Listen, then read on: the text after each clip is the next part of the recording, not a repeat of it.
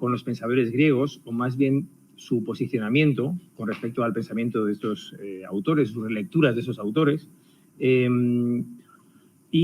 Ante todo, bueno, en mi caso debo empezar con una captatio benevolentia, que es en este caso auténtica, es decir, esas reflexiones que van a escuchar a continuación no están hechas por parte de un filósofo, mucho menos por parte de un nietzscheano, como ha dicho en la presentación Mariano muy amablemente. Yo soy profesor de griego, soy filólogo, ¿no?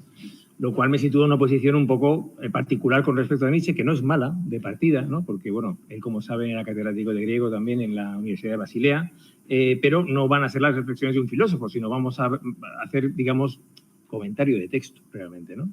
Si me permiten. Bueno, han tenido la amabilidad de invitarme a dirigir estas palabras y yo realmente no soy un experto en el tema. Intentaré, en la medida de lo posible, pues, darles mi lectura personal, una mirada sobre estos textos desde el primer Nietzsche, que es el que me va a ocupar ante todo, ¿no? El Nietzsche profesor de griego, que tiene que preparar sus lecciones sobre estos filósofos, los llamados presocráticos o preplatónicos, y, por supuesto, Platón.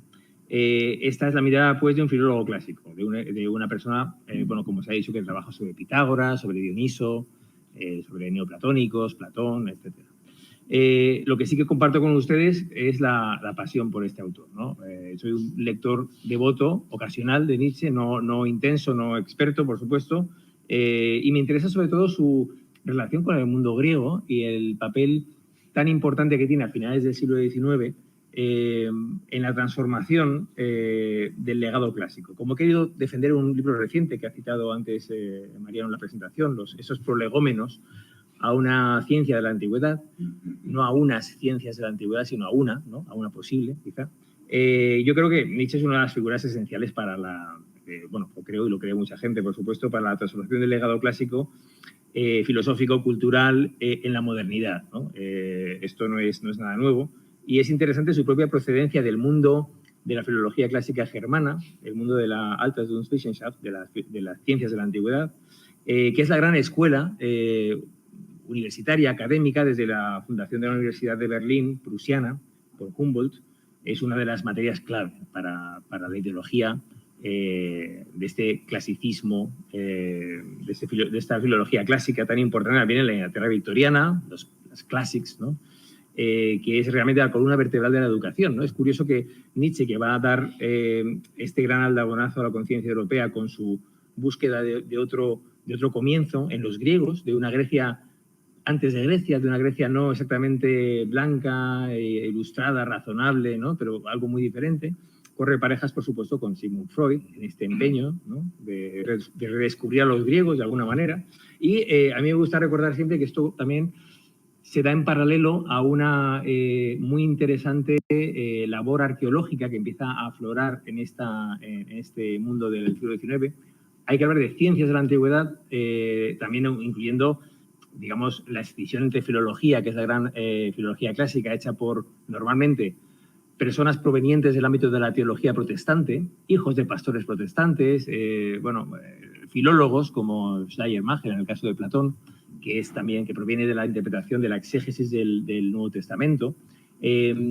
Bueno, pues este mundo del positivismo filológico, desde él aparece esta figura crucial de Friedrich Nietzsche que va a cambiar todo, ¿no? Por eso, bueno, pues esto valga un poco como prevención, ¿no? A lo que vamos a ver ahora, ¿no? Vamos a ver, bueno, un Nietzsche que empieza realmente de una manera muy académica, muy filológica, en este mundo de la ciencia de la antigüedad, con su cátedra muy temprana, con apenas 25 años, en Basilea, de griego, ¿no? De filología clásica. Y vamos a ver los primeros temas en los que se va a interesar el filólogo, pronto filósofo alemán, desde sus años de juventud. Bueno, vamos a ver que, en primer lugar, los llamados presocráticos, eso es una terminología que ya se usa desde el siglo anterior, desde el final del 700, los posocrática. En la Edad Media se decía ante Sócrates, ¿no? Sócrates es una figura fundamental bueno, como punto de inflexión en la filosofía antigua, como saben.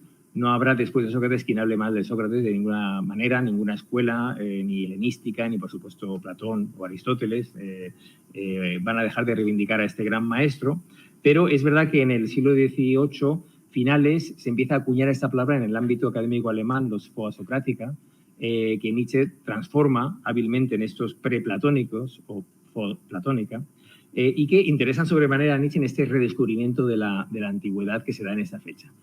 Las fechas son estupendas. 1870, 69-70 es el curso académico en el que Nietzsche empieza en Basilea.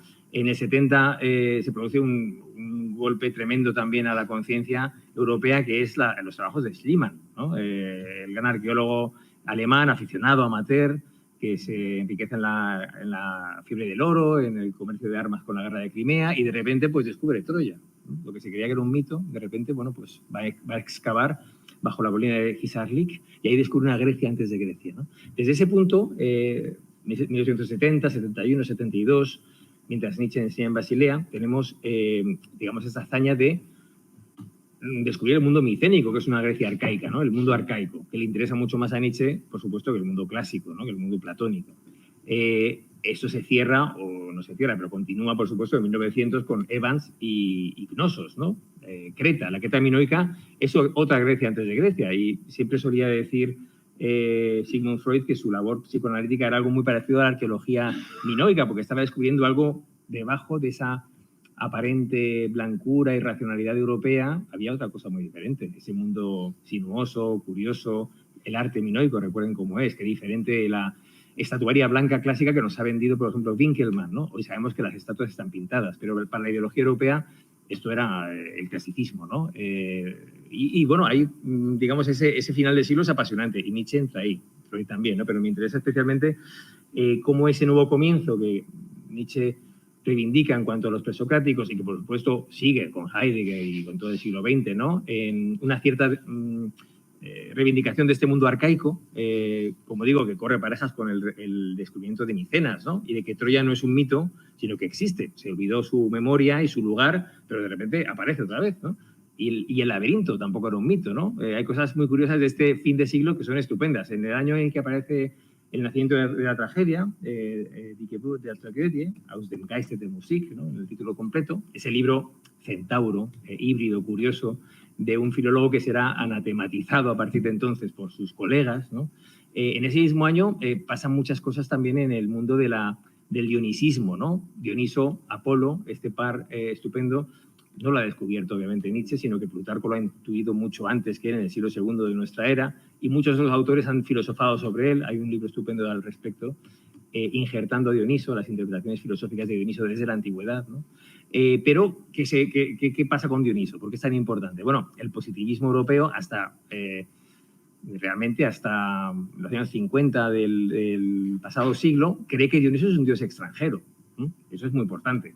Es decir, no europeo. Esto viene de Oriente, es la mística, es de Oriente, ¿no? Es Kreutzer, Bachofen, en fin.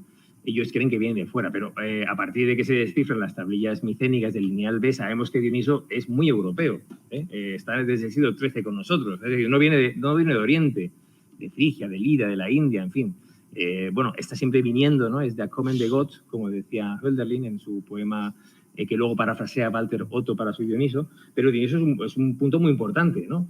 Claro, todavía Nietzsche y Rode, su amigo, creían que era un dios importado, un dios que venía de Oriente, cosa que no es así. Pero bueno, en el siglo XIX, a finales, ese mismo año del nacimiento de la tragedia, aparece otro libro muy importante sobre Dioniso, que es el de Walter Pater, un libro anglosajón. Y curiosamente, en el Rheinisches Museum für Philologie, la revista oficial de la filología clásica alemana positivista, el Museo Renano, ¿no?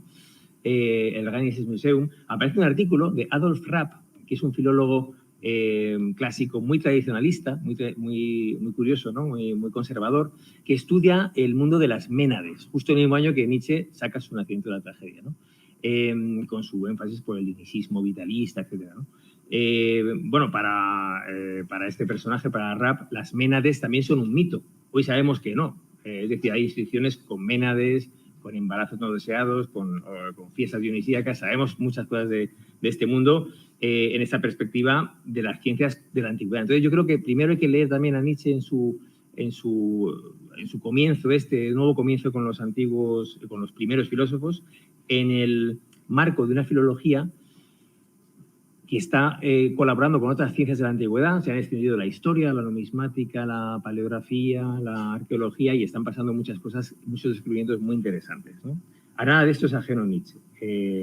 Conoce las interpretaciones clásicas, dialoga con Ast, Schleiermacher, con todos los autores que tratan la filosofía antigua, con Scheler, por ejemplo. Los conoce bien, los cita en sus apuntes sobre las lecciones. Vamos a ver algunos textos ahora. Bueno, pues los cita con mucha, bueno, con mucho conocimiento de causa, ¿no? Y sin embargo intenta de alguna manera, bueno, pues con ese conocimiento que tiene del contexto de Grecia, de la lengua, de la historia, de la arqueología, de la datación, ¿no? Ofrecer una nueva interpretación en la que se va a ir separando de esa tradición de hijos de pastores protestantes que les decía, ¿no? Bueno, es muy importante ver esto, antes de ya meternos con los textos, cómo hoy día la filología clásica reivindica a Nietzsche. Esto lo trabajé hace poco en un artículo. Realmente es curioso, ¿no? Porque ya digo que fue, bueno, salvo algunos amigos, generalmente excluido del gremio, ¿no? Del gremio que además era un gremio ideológicamente muy potente en la Alemania de este Segundo Imperio, ¿no? Porque era la base de la educación, como también en Inglaterra. Es decir, ese atentado de malear a los griegos era poco tolerable, ¿no? Desde el punto de vista del establishment, ¿no? Del famoso Wilamowitz, ¿no? Gran crítico de esta aproximación. Y sin embargo, hoy día los filólogos clásicos reivindicamos a Nietzsche, reivindicamos su manera de hacer filología de una forma, digamos, mucho más intuitiva, ¿no? Es curioso, ¿no? Al final, el tiempo, bueno, pues ha venido a situarle de nuevo en un lugar interesante. Bueno, como digo, vamos a empezar a centrarnos por esta época de juventud. ¿Cómo prepara Nietzsche sus clases acerca de los filósofos llamados preplatónicos? Hay un libro en proyecto, el libro de los filósofos. Se refiere a él en algunas conversaciones, con amistades, con colegas. Un libro que empieza a despegar y que se basa en esas lecciones que tiene que dar en los semestres de verano, de invierno, de estos años de su primera cátedra, después de la Antrittsvorlesung, ¿no? De la toma de posesión, podríamos decir hoy, ¿no? Pues tiene que preparar esas clases y se va separando de sus temas anteriores, Homero, la tragedia. Es verdad que desde muy temprano ha mostrado interés por la filosofía, sobre todo por Diógenes Laercio, ¿no? Las fuentes de las vidas y opiniones de los filósofos ilustres de Diógenes Laercio, y va a ir conformando un interés que cada vez lo va a acercar más a la filosofía y lo va a alejar de la filología. Pero el método filológico y crítico sigue ahí, ¿no? Entonces, esos apuntes compilados con bueno, y editados no hace mucho, ¿no? En la editorial Trota, ¿no? Los filósofos preplatónicos, en una traducción que vamos a citar aquí, en cierto modo vienen a enmendar la plana de esa idea de los posocráticos, de los presocráticos. La primera vez que se encuentra la expresión presocrático en el mundo académico alemán es en Eberhard, que es un historiador de la filosofía, que tiene un libro del 1788 en Halle, una universidad de referencia para la teología y para la filología clásica, para Friedrich August Wolff, que se titula Allgemeine Geschichte der Philosophie zum Gebrauch akademischer Vorlesungen, que es precisamente lo que tiene que hacer Nietzsche, las Vorlesungen, las lecciones académicas. Y, como decía antes, Schleiermacher usa con preeminencia esta expresión que consagran Diels y Krantz en su famoso libro Fragmentos de los presocráticos de 1903. Pero nuestro filósofo justifica, en cierto modo, en este texto que tienen en pantalla, que voy a leer o voy a parafrasear, hay muchos textos, no se preocupen, vamos a parafrasearlos, pero los tienen aquí para su referencia, ¿no? Para poder luego consultarlos quizá en la grabación, ¿no? Y poder detenerse en ellos. Dice, luego, en lo que sigue intentaré justificar por qué reúno a los filósofos preplatónicos en un mismo grupo y no, por ejemplo, a los presocráticos. Platón es el primer gran carácter mixto, tanto por su filosofía como por el tipo filosófico que encarna. En su filosofía de las ideas se amalgaman elementos socráticos, pitagóricos, heracliteos. No se puede decir que sea una concepción original. Además, como hombre, Platón es una síntesis de los rasgos del soberbio aristócrata Heráclito, del melancólico legislador Pitágoras y del dialecto psicólogo Sócrates. Los filósofos tardíos son todos filósofos mixtos de este tipo. En cambio, esta serie de presocráticos representan tipos puros y no mezclados. tanto por sus filosofemas como por su carácter. Sócrates es el último de esta serie. Todos ellos pueden ser llamados, si se quiere, los exclusivos. En cualquier caso, son los auténticos inventores, bueno, en griego sería heuretai, ¿no? Los proto y heuretai, para los que vinieron después. Filosofar fue mucho más fácil. Ellos descubrieron el camino del mito a la ley natural, de la imagen al concepto, de la religión a la ciencia. Es una auténtica desgracia que nos quede poco de esos filósofos originales y sin querer los medimos con demasiada limitación, mientras que desde Platón existen voluminosos legados. Hay quien supone una providencia de los libros, un fatum libelorum, una expresión latina que dice habent sua fata libelli, ¿no? Los libros tienen su destino, ¿no? Un motto que se suele repetir. Pero sería malintencionado pensar que si Heráclito, el maravilloso poema de Empédocles o los escritos de Demócrito, a que los antiguos equiparaban a Platón, se nos han escapado, se nos quiso compensar con los estoicos, epicúreos y Cicerón. Bueno, como ven, para Nietzsche, los griegos presocráticos o preplatónicos crean el filósofo tipo, filósofo de una pieza.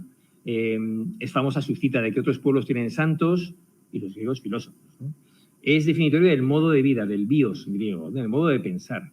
Y esas personalidades le interesan sobremanera. Hemos dicho que trabaja sobre Diógenes Laercio, sobre las vidas. Las vidas, a veces las vidas dicen mucho más que un sistema. No interesa tanto el sistema, interesa el hombre, ¿no? Y si es un hombre de una pieza, como estos casos, pues mucho mejor, ¿no? Con unas pocas vidas, con anécdotas, con fragmentos, le parece que se puede hacer una arqueología del pensamiento griego en sus inicios y dar ese nuevo comienzo, ¿no? Bueno, él va trabajando sobre los diversos sistemas filosóficos, en esos apuntes, en estas notas de clase, ¿no? Habla del grado cero, el grado inicial de la filosofía griega, que sitúa en el mito, por supuesto, pero también en la gnómica, ¿no? En las sentencias. Se habla del concepto de sabio, el sofos. Aparece también el mito, las teogonías, las cosmogonías, desde Hesíodo a los órficos, con especial interés, y también el mundo órfico, el mundo del Dioniso órfico, ese Dioniso zagreo, que es filosóficamente luego reelaborado por los neoplatónicos, es el Dioniso que es desperdigado, descuartizado, su carne comida y su sangre bebida, luego de ahí salen los seres humanos, pero luego se vuelve a juntar y sale el nuevo Dioniso, ¿no? Es un dying god, como diría Fraser, ¿no?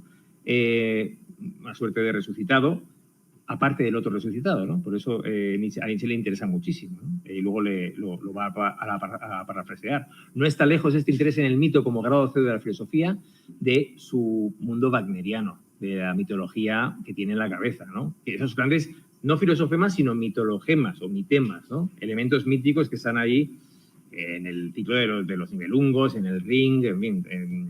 Y la otra etapa que trata en este punto es la gnómica, las sentencias, Ilíada, Odisea, Hesíodo como inicio de la filosofía, sentencias como la generación de las hojas, así es el hombre, tal, libro 6 de la Ilíada, ¿no? La Odisea, no hay animal más desdichado que el ser humano, porque, bueno, esa filosofía innuque, ¿no? En embrión, ¿no? Que está comentando como grado cero de la filosofía. También los oráculos, los versos oraculares, los enigmas. No solo la religión de Dioniso, quizá órfico, sino de Apolo, la Pitia.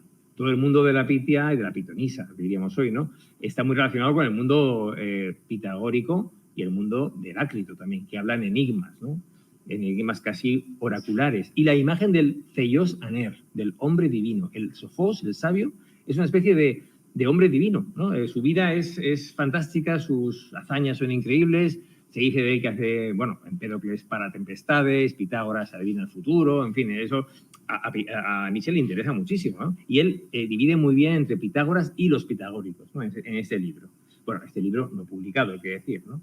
Y, bueno, pues tiene unos tratamientos espectaculares de Anaximandro, por ejemplo, el autor de la primera sentencia conservada literalmente, ¿no? Tiene una interpretación muy interesante de cómo, bueno, en referencia al devenir, ¿no? Como emancipación del ser eterno, que produce una injusticia, la ediquía, que luego es castigada con una decadencia en un ciclo de eterno retorno, ¿no? También su maestro Tales de Mileto, en fin, habla también de los milesios, más breves Anaxímenes, ¿no? A Tales le considera semimítico, casi una especie de precursor de Heuretés de la filosofía, pero el epígrafe acaba de forma muy interesante con una gradación de los 7 filósofos originales, independientes, en ese sentido de filósofos de una pieza.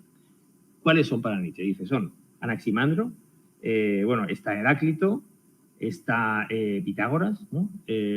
Está Anaxágoras, está Empédocles, los pensadores del atomismo, en fin, son filósofos que a él le parecen de una pieza, ¿no? Y critica la agrupación, las diadoja y las sucesiones. Bueno, Diógenes Laercio dice, bueno, la filosofía griega tiene como dos grandes escuelas, cuyos capiscuolas serían, bueno, por un lado Tales, de donde viene Aristóteles, ¿no? De otro lado Pitágoras, de donde viene Platón, ¿no?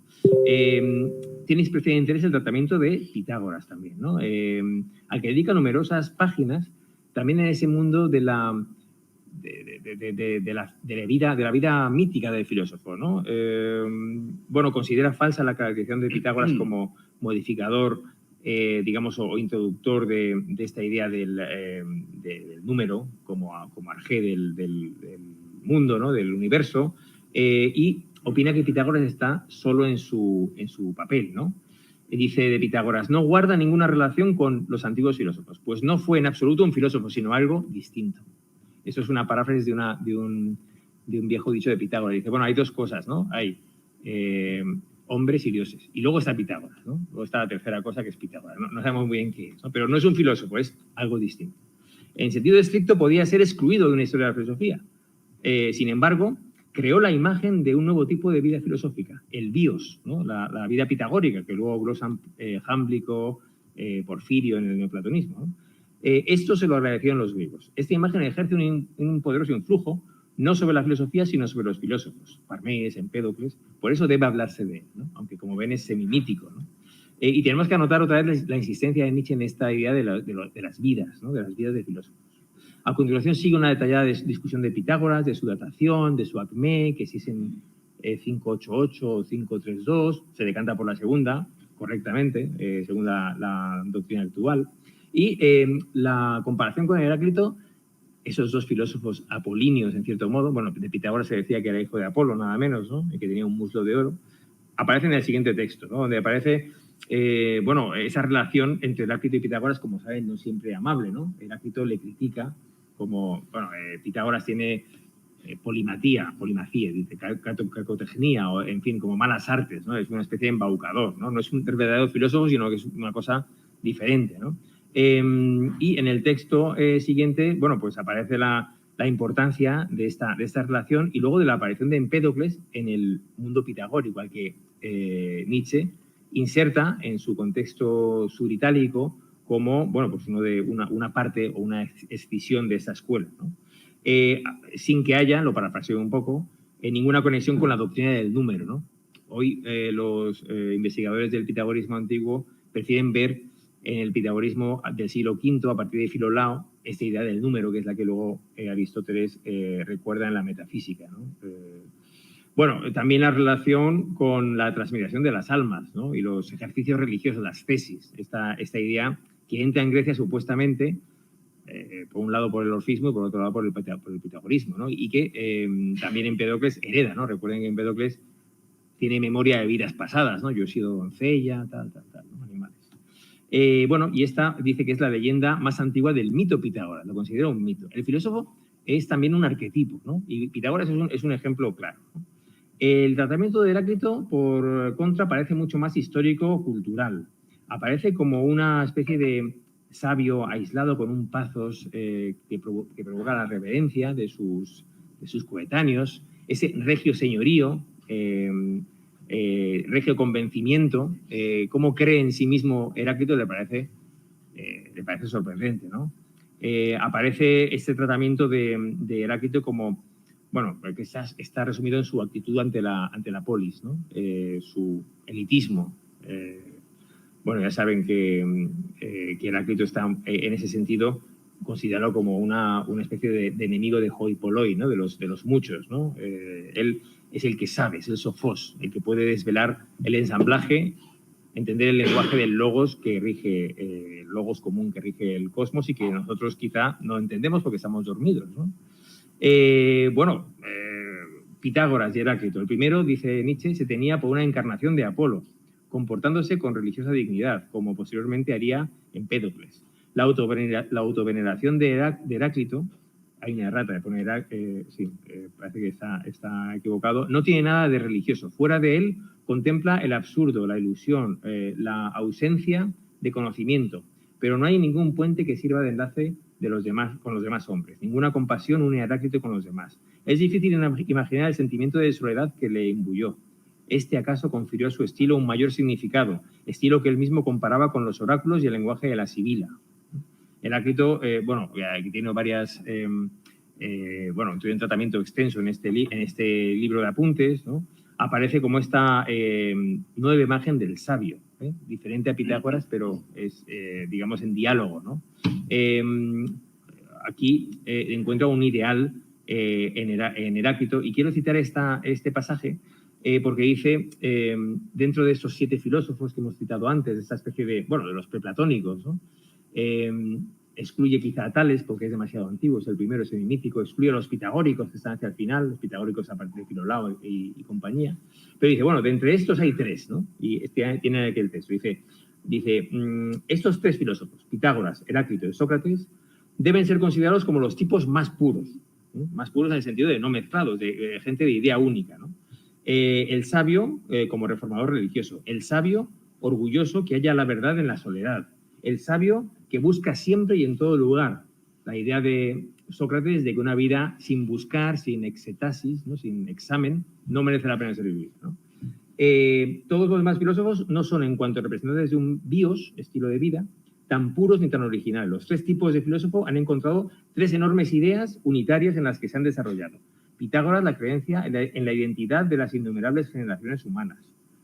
La singéneia o parentesco con el cosmos, la hermandad con los animales, con la naturaleza, ¿no? Con la fisis, ¿no? Además de la identidad de todo lo animado a lo largo del tiempo. Sócrates, la creencia en la unidad de una fuerza siempre idéntica, válida para todas las épocas y todos los lugares. Heráclito, finalmente, la unidad y eterna regularidad del proceso natural. Es característico que estos 3 tipos se abstraen completamente mediante esos conceptos unitarios, cegándoles y apartándoles de cualquier otro esfuerzo e intuición. Esa obstinación, obviamente en el caso de Pitágoras y de Sócrates, les lleva a la muerte, ¿no? Como saben, Pitágoras acaba en una especie de pogrom antipitagórico en las escuelas del sur de Italia, donde se masacra a toda su escuela, ¿no? Y él también muere. Y, por supuesto, el caso de Sócrates es muy conocido, ¿no? Pero entre esos 3, en una página siguiente, que no tengo aquí citada, dice Nietzsche, Heráclito albergaba en su interior aún un pensamiento originariamente helénico, la ausencia completa de oposición entre lo material y lo inmaterial, que es lo que luego va a criticar al respecto de Parménides y su eco en Platón, ¿no? Que es lo que hace de Platón su bête noire, ¿no? En cierto modo. Bueno, estos textos sobre las lecciones de Nietzsche, sobre los pitagóricos, se reelaboran, se combinan con este libro que se escribe en ese mismo periodo, a la vez, todavía bajo el influjo de esa primera etapa, wagneriana, schopenhaueriana, que es la filosofía en la época trágica de los griegos, también editada. Bueno, la traducción que he citado es la de Ballesteros en Trota, esta es de Moreno Claros, de este segundo libro, que normalmente se suele editar, bueno, como solo llega hasta Empédocles, se suele editar con fragmentos del otro libro, que son los apuntes de Empédocles hasta llegar a Platón. Bueno, no entra en Platón, pero se queda en los pitagóricos, ¿no? y en Sócrates. Esto, digamos, que es un texto mucho más elaborado, en el que Nietzsche pues, ya emprende un vuelo mucho más autónomo y se desprende quizá mucho más de la crítica textual, filológica, de todos esos autores que he ido citando. Bueno, los apuntes de la clase están muy bien porque se ve lo trabajado que está y lo que transmite a los alumnos en cuanto a la datación. Le importa muchísimo la fecha, ¿no? Las Olimpiadas, es decir, en qué Olimpiadas se puede fechar, qué testimonios hay, usa diversas fuentes, es muy encomiable su interés en ser exacto, en lo que se llama la acribía, ¿no? Del filólogo. En cambio, en esta elaboración aparece, como digo, mucho más libre, ¿no? Y parece mucho más ya tendente a ese libro de los filósofos, entre comillas, al que anuncia a Cosima y a Wagner, a Rode, en fin, que ya parece que va a convertirse en un libro de verdad, ¿no? Y ahí reelabora sobre todo el trabajo sobre los filósofos de esta primera etapa, desde Tales hasta Empédocles, ¿no? Está Pitágoras y está también Heráclito, que es quizá el más elaborado, ¿no? Bueno, en esta época sabemos además que él intentará cambiar de cátedra. En el año 1871 intenta ocupar una cátedra que queda vacante, que es la de filosofía, quiere dejar la filología y ocupar la filosofía, lo intenta, digamos que presenta su candidatura, pero no es considerado apto para ella, ¿no? Y seguirá como filólogo. Mucho mejor redactado, mucho más completo, no ya apuntes de clase. Ahí se puede ver este germen de un futuro trabajo y una imagen mucho más vitalista de esa filosofía arcaica como origen del auténtico carácter griego, genuino, recuerdan lo que decía de Heráclito.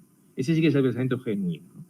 Frente a estos filósofos unitarios, Platón y sus epígonos manifiestan una complejidad que los hace ajenos a la sencillez del unívoco, a la polis, a ser una pieza más en la polis, y parecen más bien filósofos, bueno, pues más complejos, ¿no? Más en el sentido de más compuestos, ¿no?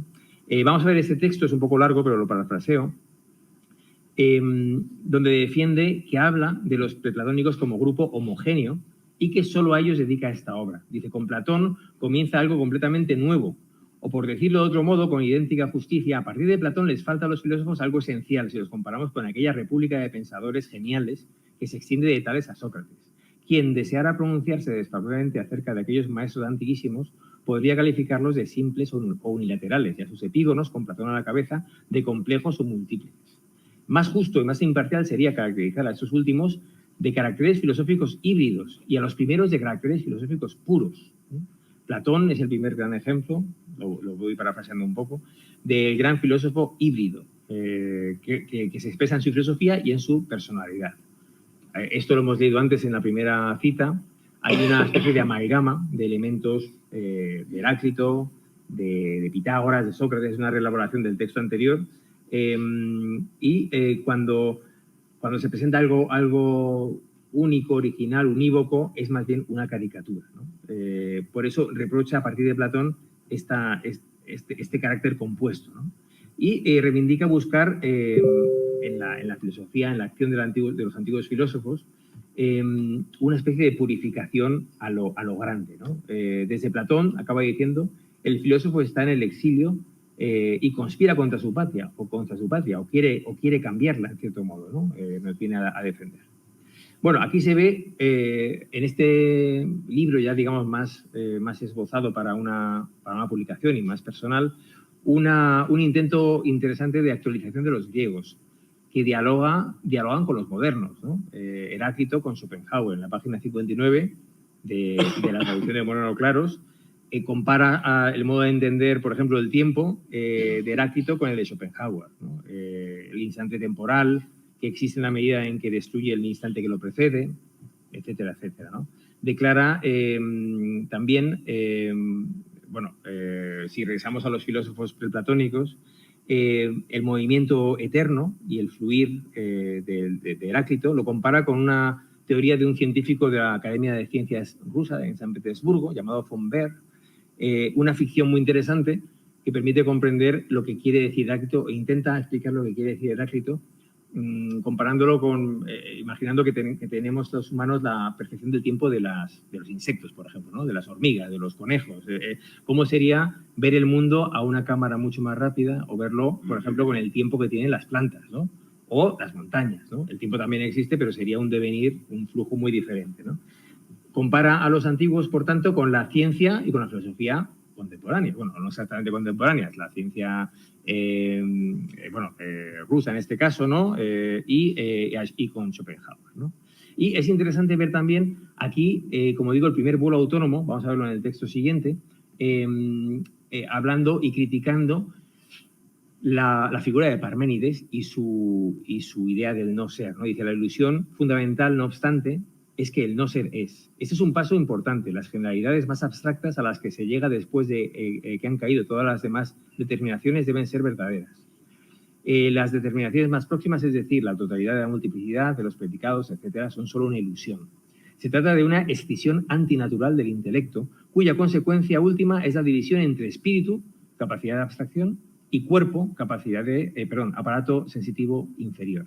Y ya conocemos, nos advierte, ¿no?, las consecuencias éticas de esto en Platón, para quien la tarea del filósofo consiste en liberarse al máximo del cuerpo, es decir, de los sentidos, el más peligroso de los errores, exclama. Pues a partir de estas cápsulas vacías no se puede construir ninguna filosofía, cuanto más se basa en una filosofía, en una intuición de lo real, y cuanto más se apoye en un fructífero aperçu, en un apercibimiento concreto, tanto más elevada será su posición. Como ven, aquí no se limita a explicar, datar, parafrasear el estado de la cuestión sobre Parménides en este caso, sino que ya incluye, bueno, pues una crítica muy directa a la filosofía que luego será de Platón, de la dualidad entre cuerpo y alma, ¿no? En ese mundo de las ideas.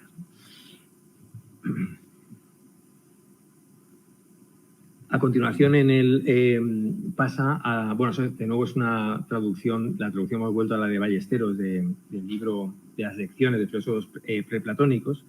No voy a glosarlo todo, ¿no? Luego pasa a analizar a los pluralistas, comparando a Anaxágoras con Empédocles. Es interesante lo que dice Anaxágoras en comparación con esa dimensión mítica, con la escuela de Clazomenas, y Hermótimo, con sus salidas del cuerpo, sus vuelos astrales. Pero bueno, interesante cómo compara las raíces y las homeomerías para luego acabar con los atomistas, ¿no? Y finalmente, en este libro primero de apuntes, de lecciones de los filósofos preplatónicos, viene el tratamiento de los pitagóricos, que dice que debe estudiarse al final de todas las doctrinas, justo antes de la doctrina platónica de las ideas, de la que es deudor Platón, ¿no? Obviamente, con un parentesco muy obvio, ¿no? Pero defiende que esos pitagóricos son efectivamente los de Filolao, Filolao de Crotona, contemporáneo de Sócrates, y quizá luego Arquitas de Tarento, contemporáneo de Platón, ¿no? No los pitagóricos originales que hemos tratado antes brevemente, ¿no?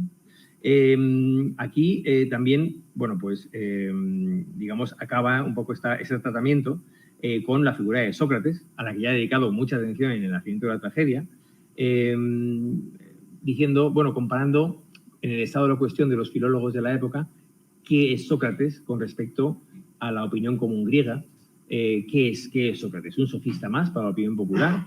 ¿Es un disidente del mundo democrático? En fin, analiza un poco esta figura emblemática de Sócrates que le ocupa durante toda su vida, ¿no? Dice en este punto final, ¿no?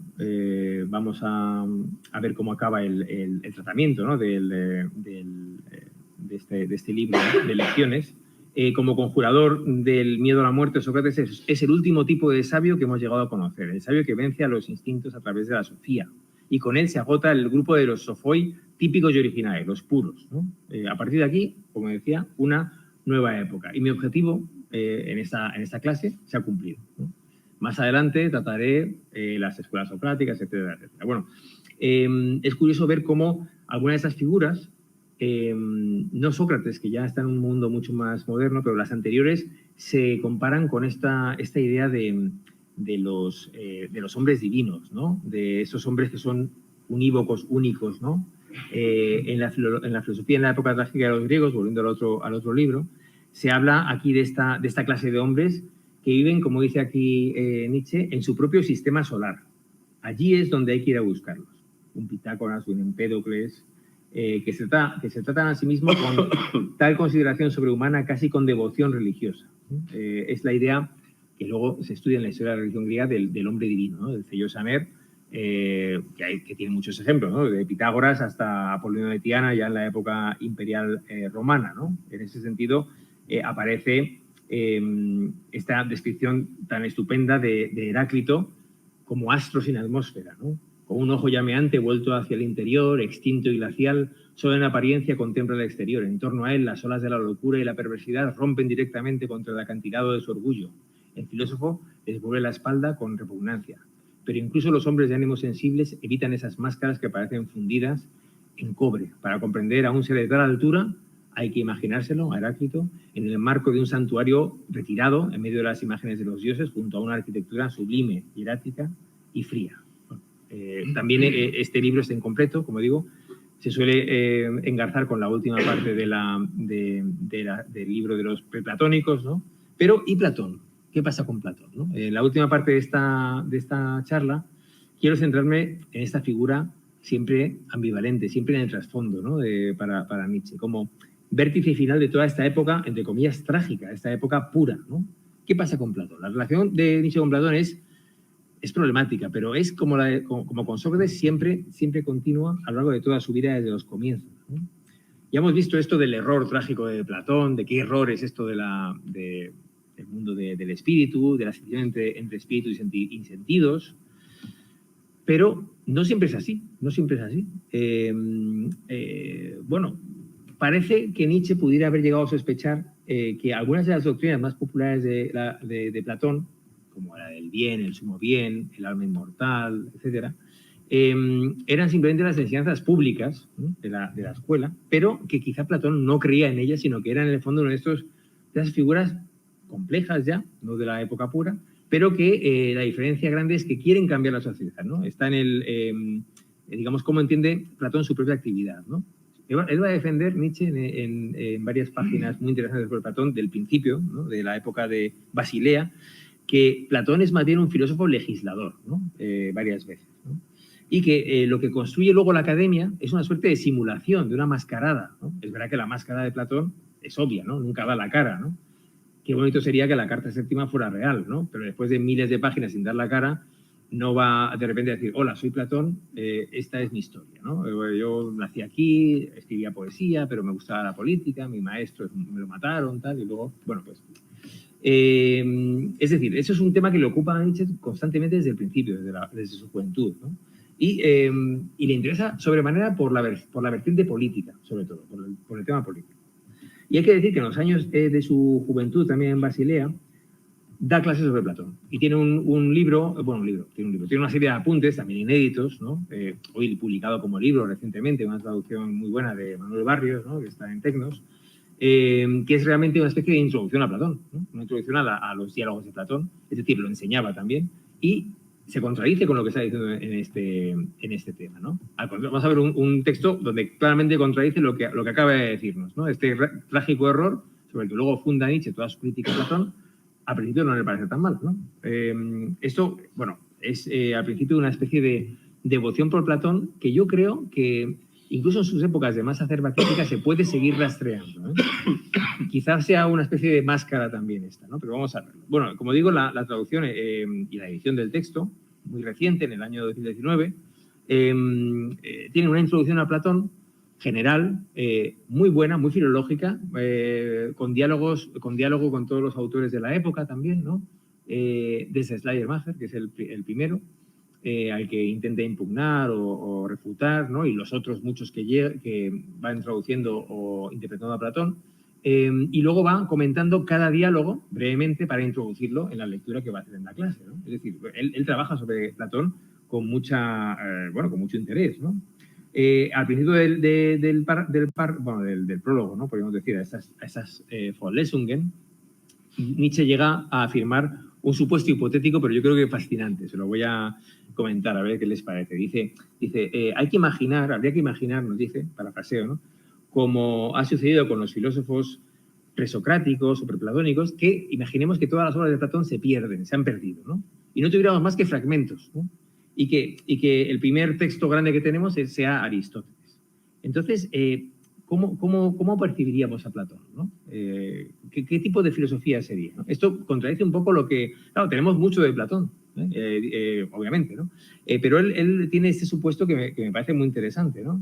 Es decir, imaginemos que toda la filosofía empezara después de Platón a tener textos concretos, ¿no? En ese caso, dice Nietzsche, no seríamos capaces en absoluto de imaginarnos a un filósofo antiguo que era a la vez un artista.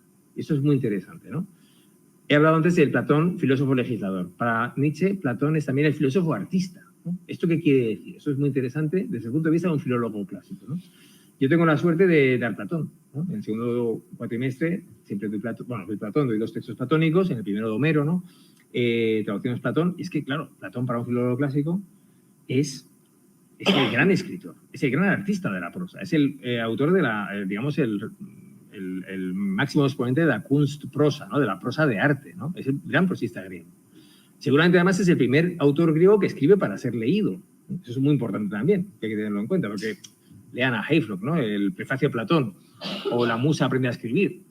Antes de Platón, incluso Heródoto, otro prosista, escribió para ser declamado en público. En Atenas, pues sus libros sobre la historia se recitan, ¿no? Se exponen en público, ¿no? Platón es, para ese tránsito de la oralidad a la escritura, interesantísimo. Y Nietzsche lo ve también ahí, ¿no? Como artista del lenguaje, ¿no? Platón es un creador, es un mitólogo, es un mitopoeta, es un gran escritor y es el filósofo artista, ¿no? Y eso es muy interesante que empiece con estas líneas y acabe luego con lo del filósofo legislador, estas lecciones sobre Platón. Porque esas dos almas están en Platón. Y yo diría mucho más. No lo dice Nietzsche, pero en las leyes de Platón hay un pasaje fantástico donde dice, bueno, ¿sabes? Las leyes es el único diálogo de Platón donde no aparece Sócrates como personaje. Hay un anónimo ateniense, quizá trasunto del propio Platón, y nos dice algo así como, bueno, dice el ateniense, es que la mejor tragedia, bueno, ustedes saben que Platón no tenía buena opinión de la tragedia, ¿no? Tampoco de los poetas trágicos, ¿no? Y dice este hombre, la mejor tragedia es la legislación. El arte supremo es el de la legislación, el de la ley de la ciudad, ¿no? La ley de esta utopía más realista, se puede decirse, de las leyes, ¿no? Por eso es muy importante esto del Platón filósofo artista. Bueno, en este texto nos empieza, bueno, diciendo estas, digamos, estas prevenciones acerca de Platón. Son apuntes interesantísimos y que a veces se contradicen con lo que hemos visto antes, ¿no? Se han conservado en lecciones manuscritas y se han editado. Están muy lejos de la crítica de este dualismo metafísico de Platón posterior en Nietzsche. Es bueno, una introducción estupenda, muy detallada filológicamente, con la datación, con las fechas, cuando nacen, qué olimpiada, etc. Bueno, y Nietzsche posteriormente, bueno, sabemos que tiene una evolución en la que tenderá a exagerar los rasgos de este Platón físico, en fin, idealista, ¿no? Para contraponerse con él, ¿no? En una especie de lucha titánica entre la tradición platónico-cristiana, enseguida ya junta a los dos términos, ¿no? Y su propia filosofía, que quiere remontar a otro lugar, ¿no? Pero en esta época se ve, especialmente con esta imagen del filósofo artista, que quizá Nietzsche entendía mucho mejor a Platón como una especie de máscara, mucho más allá de las simplificaciones, exageraciones, incluso caricaturas posteriores de Platón como un, bueno, pues, como un filósofo que nos ha arruinado a todos, o sea, en Occidente, que nos ha vendido, vamos, frente a la auténtica vida, auténtica realidad, etcétera, ¿no? Y en esas lecciones parece verlo como un filósofo también íntegro, no único, no unívoco, entre artista inspirado y legislador, ¿no? Que intenta reformar el Estado y fracasa a la manera de otros filósofos anteriores como Empédocles. Esto lo expone muy bien Manuel Barrios en su prólogo, ¿no? De nuevo, el interés está en el hombre. Dice, bueno, en la investigación de esta clase, en este texto, o bien se prescinde de la filosofía o bien del filósofo. Nosotros queremos ocuparnos de este último, solo haremos un uso instrumental del sistema. El hombre es aún más singular que sus libros. De nuevo, la insistencia en la vida, en el hombre, ¿no? Platón ha sido considerado siempre con razón el auténtico guía filosófico de la juventud. Ofrece la imagen paradójica de una naturaleza filosófica desbordante, capacitada tanto para las grandiosas visiones intuitivas de conjunto como para el trabajo dialéctico del concepto. La imagen de esta naturaleza desbordante enciende el impulso a la filosofía. Excita propiamente el zaumatsen, asombro, que es el pathos o talante filosófico. La teoría de las ideas es algo sumamente asombroso, una inestimable preparación para el idealismo kantiano. En ella se instruye por todos los medios, también por medio del mito, acerca de la cabal oposición entre cosa en sí y fenómeno, con la que principia toda filosofía más profunda. Mientras que la oposición habitual entre cuerpo y espíritu no deja de ser aquí, en todo momento, algo llamado a ser superado, ¿no? Bueno, en cierto modo contradice lo anterior, pero también toma esta especie de trágico horror que decía antes, ¿no? Bueno, como ven, es una imagen de Platón muy elogiosa, ¿no? En este texto que comienza con un estado de cuestión, como digo, muy filológico y critica sobre todo la hermenéutica de Schleiermacher, en el sentido de que el problema con Platón siempre en los intérpretes desde Schleiermacher a Sabilamovich, positivistas, es que quieren explicarnos al filósofo con su vida. Las vidas de los filósofos ya saben que son muy evanescentes, ¿no? No tenemos datos ciertos, ¿no? Y, claro, Schleiermacher dice dice Nietzsche, quiere presentarnos a Platón y sus diálogos, su obra, como un gran curso universitario que durará 40 años, ¿no? Y no puede ser, ¿no? Tiene variaciones, el hombre cambia, evoluciona. Y es también criticado por los autores, Ast, Susemil, bueno, diversos autores que tratan a Platón, ¿no? Y usa como fuente a Diógenes, a Apuleyo, a los neoplatónicos, en este prólogo que es fantástico, ¿no? Bueno, no, como digo, no, intentaré un poco ir resumiendo, ¿no? Nos interesa mucho esta figura de Platón como literato. el tema de los diálogos. Cómo Platón, como primer escritor que escribe para ser leído, intenta aprender de alguna manera el mundo del logos vivo de las clases. Y lo hace en la forma literaria del diálogo, ¿no? Un diálogo en el que intenta este mundo figurado, metaliterario, ¿no? Que a Platón le parece también fantástico, ¿no? Digamos que él dice, bueno, en este texto, en el núcleo, dice, hemos de intentar traducir al escritor Platón, al hombre Platón, ¿no? Mientras que por regla general, en el caso del hombre moderno, la obra es más valiosa que el trato con su autor y los escritos contienen la quinta esencia, la cosa resulta bien distinta en el caso del hombre griego, quien es por entero un hombre público y de modo incidental un hombre de letras, ¿no? Bueno, aquí habla un poco de esta idea de que no podemos considerar a Platón tampoco como un filósofo sistemático, como esa especie de cursus de 40 años, sino como un agitador político, acaba diciendo al final, que quiere cambiar de raíz el mundo entero. Y a tal fin también es, entre otras cosas, escritor. La fundación de la Academia es algo de suma importancia para él. Escribe con el propósito de fortalecer en la lucha a sus camaradas de la Academia. Todos los diálogos son de índole propedéutica, ¿no? Pero él realmente lo que quiere es cambiar el mundo. ¿Cómo le interesan a Nietzsche estas vidas, ¿no?, de filósofos? Más que un sistema, las vidas, que ofrecen una señal, un signo, que dice mucho más que cualquier tratado erudito. Y ahí el filósofo no es el que está teorizando ya en los márgenes de la polis, sino que quiere cambiar la polis. Y desde el principio, bueno, pues Nietzsche discute esto en el caso de Platón. Qué interesante, ¿no? Pensemos un poco ya para ir dirigiéndonos al final. Que esta idea también de conjunto podría haber sido desarrollada más en el Nietzsche posterior, ¿no? La idea de Platón como legislador, ¿no? Comparado con Solón y con Licurgo, ¿no? Dice, como punto central de la voluntad de Platón, hay que considerar su misión de legislador. Después de lo de artista, acaba con el Platón legislador. Se cuenta a sí mismo entre los Solón, Licurgo, etc.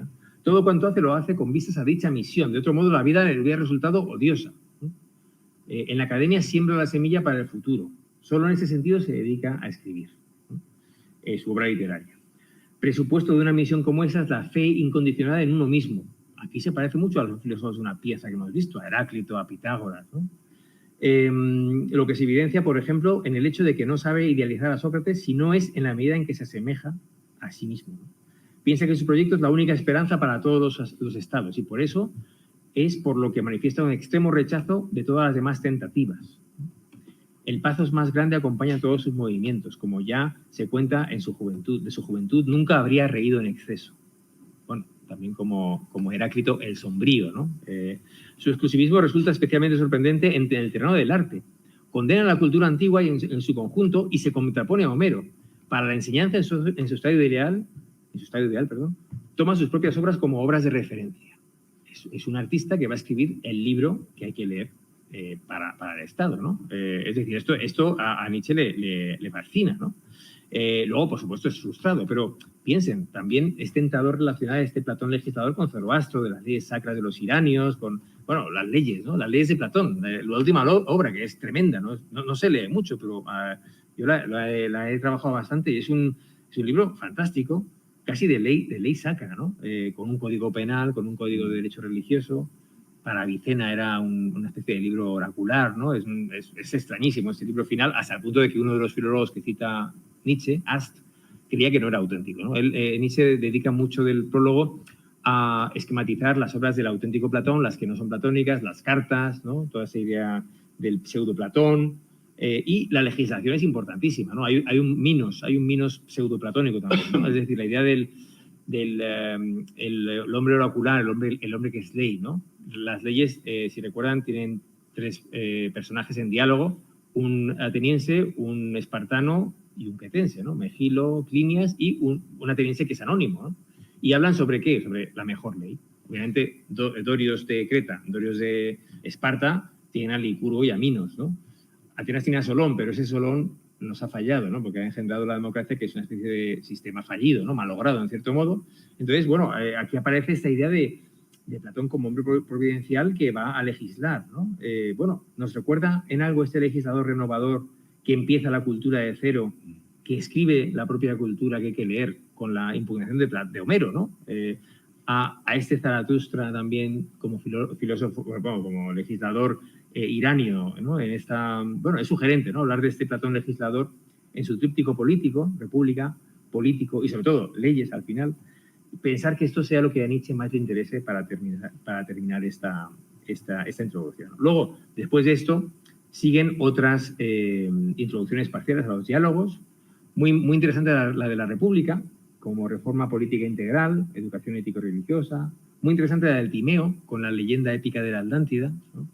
Pero sobre todo, yo creo que la clave está en las leyes, ¿no?, que es la construcción de un Estado más realista, en una segunda navegación, que enlace, de hecho, con las leyes reales de las ciudades, ¿no? En el mundo de las leyes sacrae, ¿no?, las inscripciones griegas, es un trabajo que queda por hacer, ¿no? Ahora vamos a dedicar un congreso a las leyes de Platón, porque realmente algunas expresiones son calcadas de leyes reales que tenemos en inscripciones, ¿no? ¿Se llegó a querer implementar este sistema legal alguna vez en alguna ciudad? La ciudad de las leyes es Magnesia, muchas Magnesias en el mundo griego, como había muchas Tebas y tal, ¿no? Una Magnesia utópica, ¿no? Pero aquí está la clave de ese anónimo ateniense como filósofo legislador, que además es artista, porque la mejor obra de arte es... hay un tratamiento muy concienciado de cómo debe ser el arte de la ciudad. Se pondría el arte egipcio porque es más inmutable, la poesía, ¿qué poesía tiene que hacerse? La lírica, los coros, los 3 coros, ¿no?, de Dioniso, Apolo y las musas, según las edades, las leyes para beber vino, solo se puede beber vino a partir de los 40 y tal, y cantar ciertas canciones. Bueno, una regulación extraordinaria, utópica, las mujeres haciendo deporte, participando en la política, es una cosa extraordinaria. Pero la clave es que la obra de arte excelsa, en absoluto, es la legislación, ¿no? Y, bueno, no vamos a meternos en todos estos, digamos, introducciones parciales, ¿no?, que sería ya muy prolijo. Yo creo que ya debemos dirigirnos hacia el final. Pero ese es un tema crucial, por eso quería acabar con Platón, quizá para abrir un poco de discusión al respecto. Es un tema que está pendiente. Yo creo que hay una monografía pendiente sobre Nietzsche y Platón que no se ha hecho, que yo conozca. Yo no conozco la biografía de Nietzsche en absoluto, ¿no? Soy un amateur aquí, ¿no? Vamos, no soy un investigador nietzscheano, pero buscando un poco opiniones sobre el tema, pues encuentro la de Christoph Horn, un platonista alemán de Bonn. Dice Horn, si adoptamos el punto de vista tradicional simplificado, Nietzsche odiaba a Platón y lo rechazaba de un modo a la vez fundamental y radical, ¿no? Bueno, este lugar común, compartido por muchos lectores, habría que matizarlo, ¿no? Desde el nacimiento de la tragedia a la genealogía de la moral. Hay que examinarlo más de cerca, dice Horn, ¿no? En momentos en los que, como ven, alaba a Platón, ¿no? Enrico Müller, ¿no?, en un resumen, dice, bueno, Nietzsche se confronta con Platón, como con Sócrates, a lo largo de toda su vida y va descubriendo a esos individuos concretos detrás de esos sistemas que en principio puede haber simplificado, incluso demonizado, ¿no? Galparsoro analiza también el Nietzsche en relación con Platón, ¿no?, en el curso de Basilea, ¿no? Pone en un lugar eminente esta teoría de las ideas, quizá para la discusión pública, para la propedéutica, de cara a puertas afuera, quizá recuperando esta idea de las doctrinas no escritas, que viene de una cita de Aristóteles en la física, ¿no?, los ágrafa dogmata. Realmente, ¿qué creía Platón? Y la cuestión, Platón creía, luego a Nietzsche le interesa mucho esto, ¿se creía su teoría de las ideas o no? Bueno, son muchas citas para acabar, ¿no? Pero hay un libro que se llama Postmodern Platos, de Zuckert, donde habla de Platón de Nietzsche, el de Heidegger, el de Gadamer, el de Strauss, ¿qué ha pasado con Platón en el 20 más o menos, ¿no? La cito un poco para ir concluyendo, dice, la filosofía solo puede ser entonces entendida como una forma particular de vida, y esa forma de vida engloba la totalidad, y esa es la razón por la que Nietzsche puso énfasis más en Sócrates que en Platón en sus primeros escritos, porque Sócrates representa la filosofía como modo de vida, ¿no? Pero, en cambio, repasando el resto de los escritos de Nietzsche y sus citas de Platón, tanto explícitas como implícitas, vamos viendo que está detrás también Platón en esa imagen que quizás sea la de el personaje del que quiere ser émulo, en cierto modo, Nietzsche como filósofo, legislador, artista, ¿no? Buscando una Bildung en consideraciones intempestivas. Es en clara referencia a Platón, ¿no? Ahí, cómo educar, ¿no? Cómo hacer un nuevo conocimiento, ¿no? Frente a Homero, frente a la tradición griega. ¿Qué tiene que hacer el filósofo, ¿no? En su ensayo sobre el uso y la desventaja de la historia para la vida. Habla de que lo de Platón, su teoría de las ideas, es una mentira necesaria el mito es una mentira necesaria. Es una especie de, bueno, en el Palacio de Aurora, los filósofos nunca encontraron la verdad porque no estaban buscando lo que realmente estaban buscando. ¿Por qué desde Platón en adelante todo arquitecto filosófico en Europa ha edificado en vano? Siempre está Platón en el trasfondo, ¿no? En la voluntad de poder, Nietzsche duda de que Platón creyera sus propias doctrinas y se pregunta, ¿está la integridad de Platón más allá de toda duda? Sabemos al menos que habría enseñado como verdad absoluta lo que él mismo no contemplaba, ni siquiera como verdad condicional, es decir, la existencia separada de las almas, de mortalidad, etcétera, etcétera, ¿no? Bueno, vemos que las críticas de Nietzsche están también enmascarando quizá la verdadera naturaleza de su relación con Platón, ¿no? Esa filosofía como legislación, que se ve en esos escritos inéditos de su juventud, y también en los más tardíos, ¿no? Se puede indagar. Pese a estas, digamos, simplificaciones o opinión común sobre, como dice Horn, Nietzsche odia a Platón, ¿no? Como Heidegger odia a Platón, ¿no? Bueno, a ver, ¿no? Entonces, ¿cómo podemos trabajar esta relación en una posible monografía, que yo creo que es deseable, ¿no? Más allá del bien y el mal, ¿no? Caracterizando al pensamiento genuino. Es decir, el genuino filósofo es comandante y legislador, manda, ¿no? Dice, así ha de ser, y este conocimiento es creador. Su creación es una legislación y su voluntad hacia la verdad es una voluntad de poder. ¿No puede estar detrás de eso este Platón de los comienzos? Pregunto, ¿eh? Yo, como digo, no soy nietzscheano, pero lanzo esto aquí para este círculo de amigos de Nietzsche, ¿no? El uso del mito como mentira necesaria, leikos logos, o el mito verdadero, ¿no? Del Timeo. La crítica a Platón tiene que ver más con sus máscaras, con su disimulo, con el ocultarse quizá, ¿no? Con el ocultamiento, ¿no? Lo importante quizá está disimulado. En el crepúsculo de los ídolos se resume en ese dictum, yo, Platón, soy la verdad. Luego está esta cuestión de si Platón cree o no en las ideas, ¿no? En fin, quizá, un poco para concluir, ¿no? Y para abrir un debate, ¿no? En que quizá me puedan ayudar a aclarar estas ideas, que ya que conocen mucho mejor que yo la obra de Nietzsche, ¿no? La obra no filológica, sino la obra estrictamente filosófica. Incluso donde se ataca a Platón como fundador de esa filosofía dogmática, nociva, que lleva a, bueno, deja una huella muy nociva con el cristianismo, etcétera, aparece esta distinción, ¿no? De un Platón, en el trasfondo como un sabio legislador, con una vida poética, legislativa, profética, como un espejo de la filosofía, ¿no? Como una amalgama, ¿no? de toda un catalizador de todo lo que viene de esa filosofía de filósofos puros, de sabios puros anteriores, ¿no? Y que no es un sistema tampoco, ¿no? Sino una especie de modelo del filósofo como fuente de la ley, como voluntad de poder pura, vitalista. Y concluimos con esta duda continua de si se podía rastrear ese viejo esquema mítico, modelo clásico de vida filosófica, máscara y simulación, detrás de esa idea zoroastriana del nuevo hombre divino cuyo Platón fuera el pensador alemán. Muchas gracias.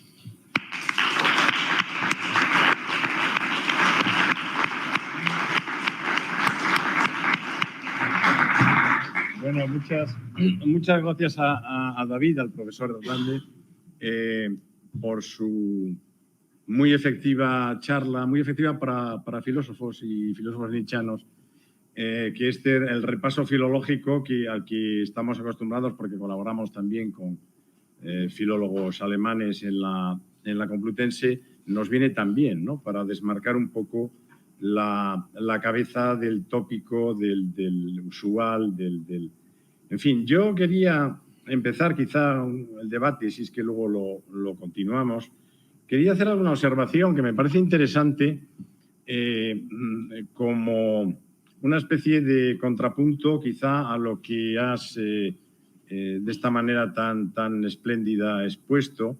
Por ejemplo, en general, bueno, aparte que el modelo griego, claro, en Grecia, en Nietzsche, pues prácticamente lo es todo, casi todo, ¿no? Hay gente que dice que es casi todo, que también está la Europa moderna haciendo, por ejemplo, Stendhal, ¿no? Pero bueno, el modelo griego que está en todo o en casi todo, lo que hace Nietzsche como oportunidad que tiene para criticar, para cuestionar radicalmente el mundo moderno, ¿no? Y el mundo cristiano moderno, pues claro, es algo vital para los estudios nietzscheanos. Sabemos también por otras fuentes que Nietzsche actualmente está considerado su obra filológica con una relevancia y una importancia actual que antes no tuvo, sobre todo en los países de habla germánica. Yo quería hacer dos observaciones muy breves. La primera, has hablado, David, de la importancia educativa o pedagógica que tiene el modelo griego. El modelo griego que no es, claro, el clásico alemán, ¿no? El modelo griego nietzscheano, digamos, el dionisismo contrarrestado por Apolo, porque el dionisismo puro es inmanejable y Nietzsche no quiere saber nada de eso.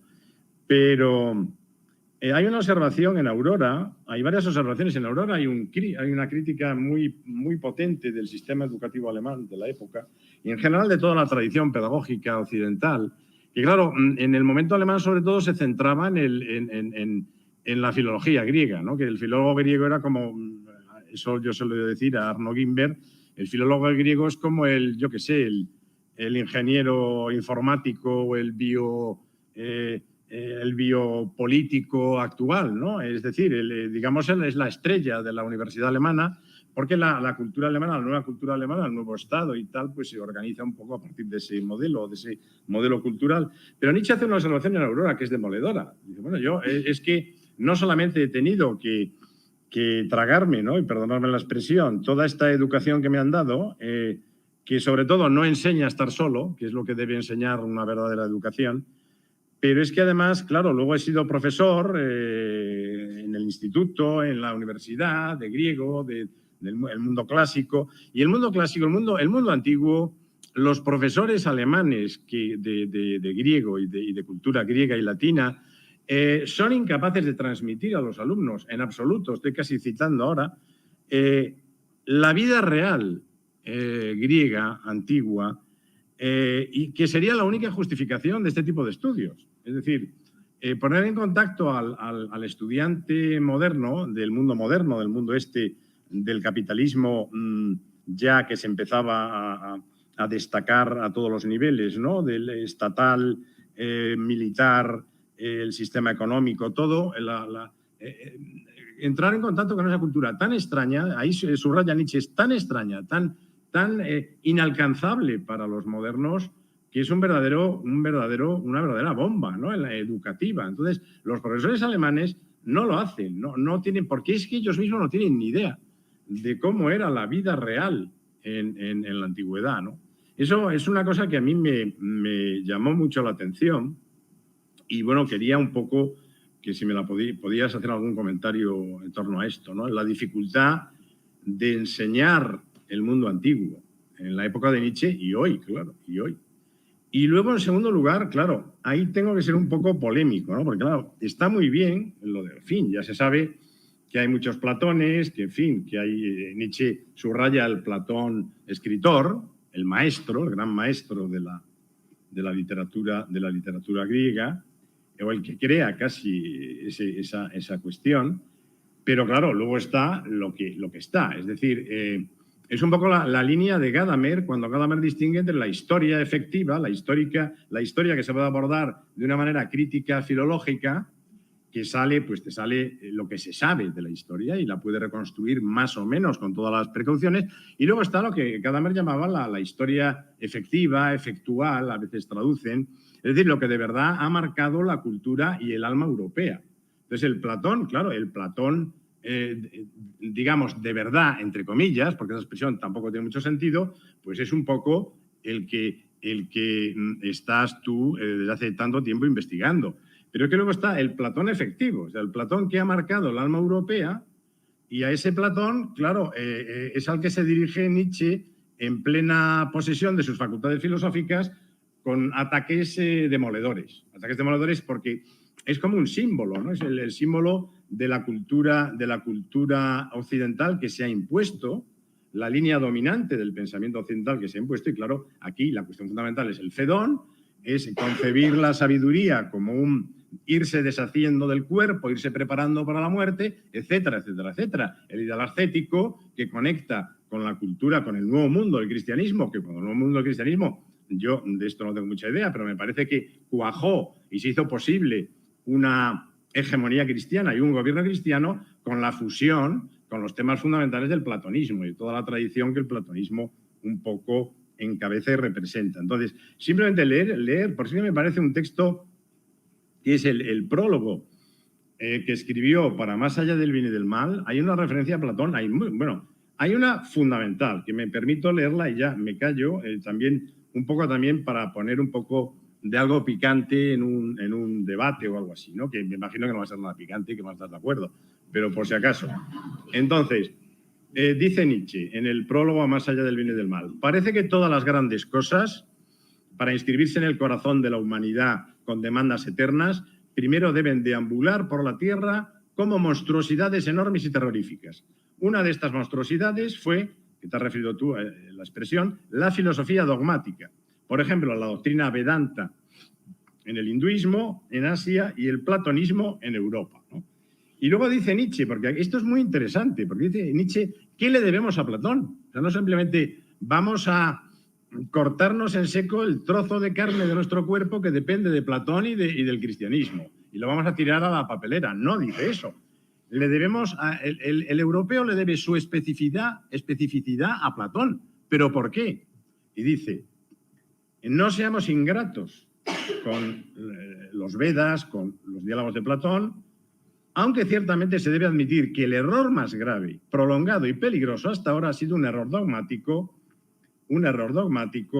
es decir, la invención platónica o de Platón del espíritu puro y del bien en sí.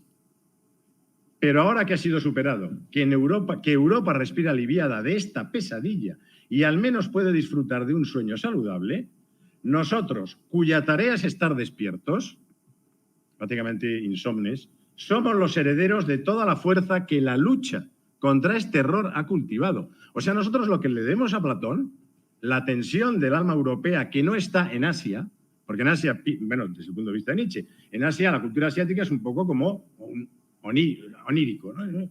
Historias, como si no se sabe bien si es un sueño o es, digamos, el principio de realidad freudiano, ¿no? Está flotando entre las dos aguas.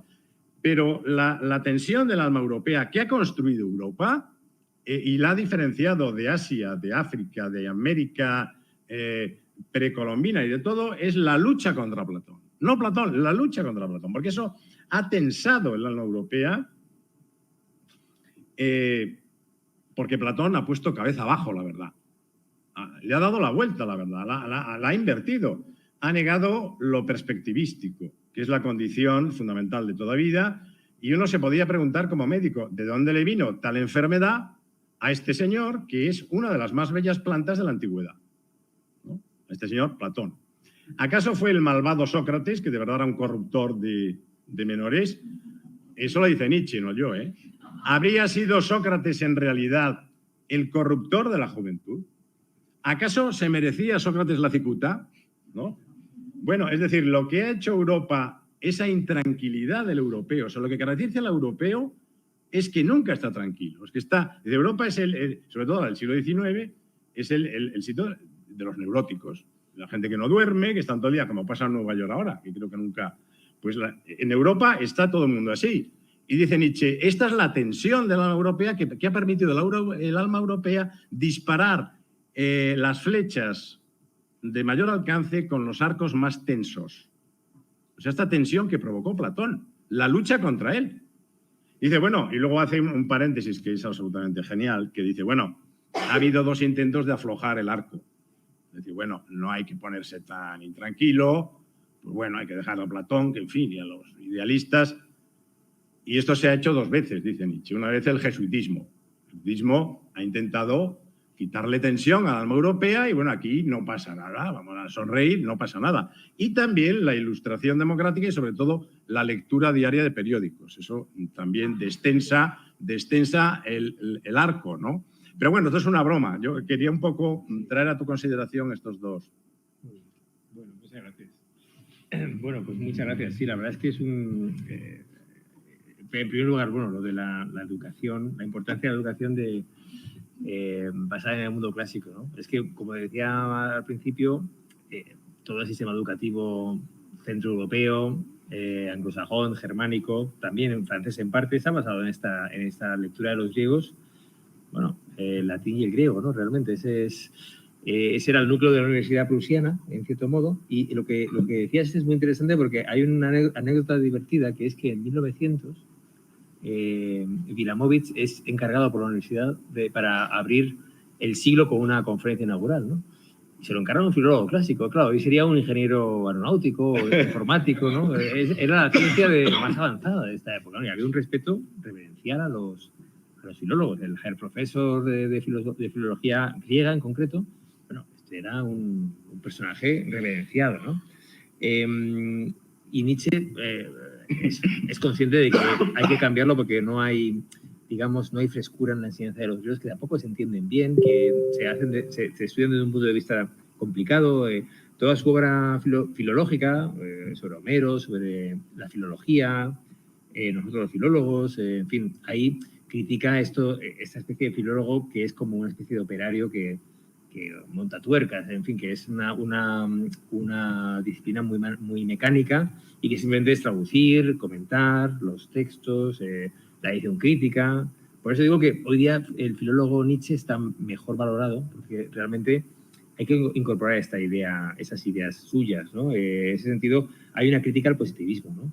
Es decir, lo que comentabas tú, es que realmente, ¿qué sabemos de los griegos? ¿Qué pasó? ¿No? La idea positivista, la obsesión, Ranke, ¿no? Leo von Ranke decía, wie es eigentlich gewesen ist, ¿no? ¿Cómo ha sucedido realmente? Bueno, ¿cómo puedes saber qué ha sucedido realmente? Había una grabadora ahí, no puedes saberlo, ¿no? Hay fuentes, hay que reconstruir.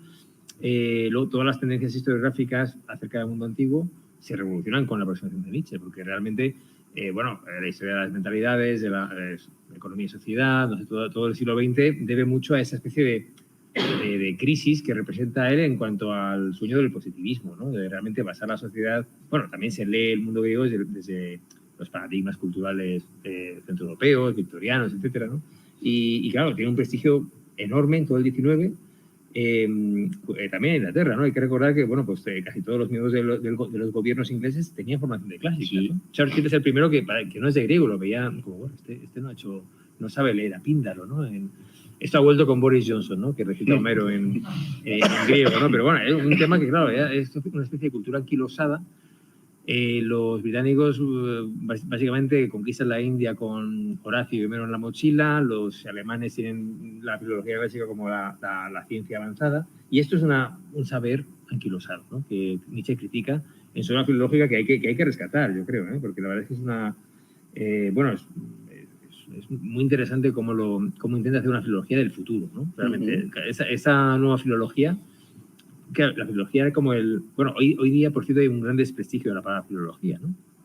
Y era una gran disciplina, hoy se esconde en los planes de estudios, ¿no? O sea, yo pertenezco a un departamento, todavía se llama filología clásica, el grado todavía se llama filología clásica, pero todos los demás grados de la facultad lo han escondido. Ahora se llama estudios semíticos, por estudios, ¿no? Filología ha perdido un prestigio que tenía, ¿no? Como palabra, ahora pues es una cosa ya vetusta, ¿no? El único departamento que se llama también filología es el de alemán, por cierto, ¿no? Filología alemana, el resto son departamentos de estudios hebreos. Es curioso la decadencia de la palabra, ¿no? Pero filología era en principio todo.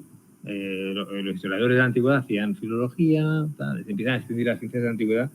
Y Nietzsche, bueno, solo lo trato en el libro de Prolegómenos, una ciencia de la antigüedad, porque realmente es un momento de cambio, ¿no? Eso que decíamos de cómo recibe toda esta antigüedad y todo lo que se está haciendo sobre la antigüedad, ¿no? Y bueno, sí, en efecto, la segunda parte de tu intervención, brillante, estupenda, totalmente de acuerdo, claro.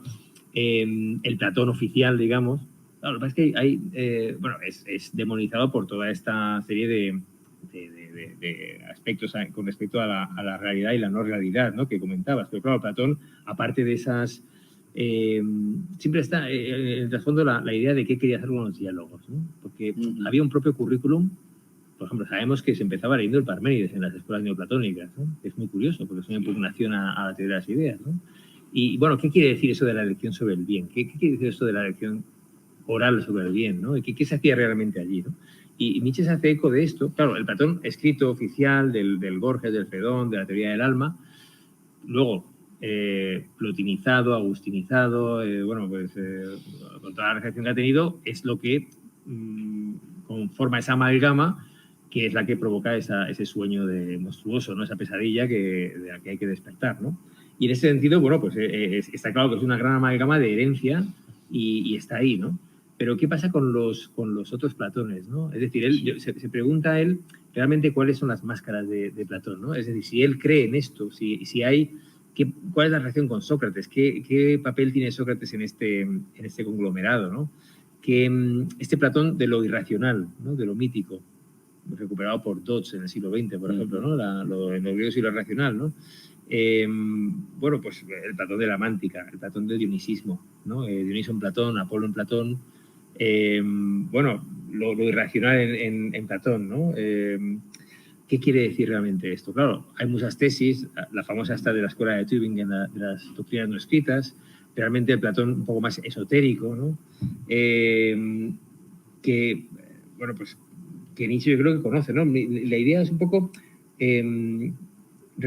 recuperar estos primeros escritos de Nietzsche sobre Platón, yo creo, para ver detrás de él esa idea del hombre divino, del Theosaner, una especie de superfilósofo, creador, aristocrático, puro, artista, ¿no? Y en el fondo, legislador de una nueva realidad, con la que no está de acuerdo. Obviamente, el constructo de la teoría de las ideas es ajeno a Nietzsche, pero el modelo es lo que me interesa, ¿no? Es decir, la idea de ese filósofo que crea, digamos, la escuela, la ley, la nueva revolución intelectual y moral, ¿no? del ser humano que hace falta para progresar, para liberarnos, ¿no? Es decir, yo creo que hay un modelo curioso que se podría indagar, ¿no? Aunque efectivamente esa communis opinio, ¿no? De que Nietzsche odia a Platón, claro, odia o se enfrenta a esa amalgama, como has leído en ese prólogo, que es una especie de sueño, ¿no? De sueño nocivo, ¿no? Y un error tremendo. Pero claro, es curioso ver pues ese intento de ver un Platón más allá de una máscara, ¿no? Y realmente descubrir cuál es el Platón auténtico. Que es lo que no, realmente a Nietzsche le llegó hasta el final, porque toda la antropología, digamos, pulsional nietzscheana, que es un modelo político del alma, de las pulsiones, del cuerpo, ¿no? Pues depende de Platón. Lo que hay que ver el tema de la inversión. Es un Platón del revés, pero aquí viene lo que dice Heidegger, es que el negativo de una foto es la foto también, ¿no? Claro, es muy importante. Bueno, ¿alguien tiene...? Sí, bueno. Yo creo, o estaba mirando... Sí. Es muy sencillo lo que voy a decir. Es que yo creo que Nietzsche prefiere a los presocráticos porque significa la filosofía materialista. En cambio, Platón y Aristóteles, pues es el idealismo. Bueno, pero fíjese lo que hace con Pitágoras, con Heráclito, con esas figuras extraordinarias de personajes desmesurados, ¿no? Empédocles, ¿no? A los que admira muchísimo, los pone como filósofos puros, ¿no? Y estos señores, ¿qué hacen realmente? Bueno, pues lo mismo, Platón es simplemente un catalizador de todo esto. Está Parménides, está Heráclito, está el mundo pitagórico. Lo que pasa es que son como elementos que se unen ahí, ¿no? Pero yo creo que él prefiere a los presocráticos. Posteriormente, yo veo que en esos preplatónicos también bueno, pues que no son solo materialistas, son filósofos de una pieza, puros, de un modo arcaico. Bueno, pero no diría yo que los prefiere por eso, ¿no?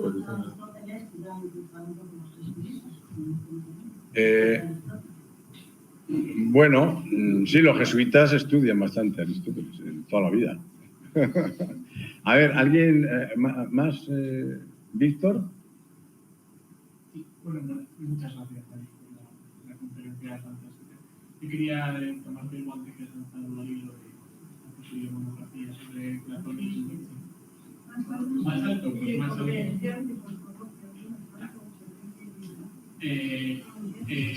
Con este tema de que Nietzsche se contradice al respecto de Platón, yo sí pienso que hay una relación amor-odio constante en toda la obra de Nietzsche con Sócrates y con Platón. Todo el rato. Y cuando Nietzsche trata a Sócrates o a Platón, siempre hay un juego de máscaras continuo.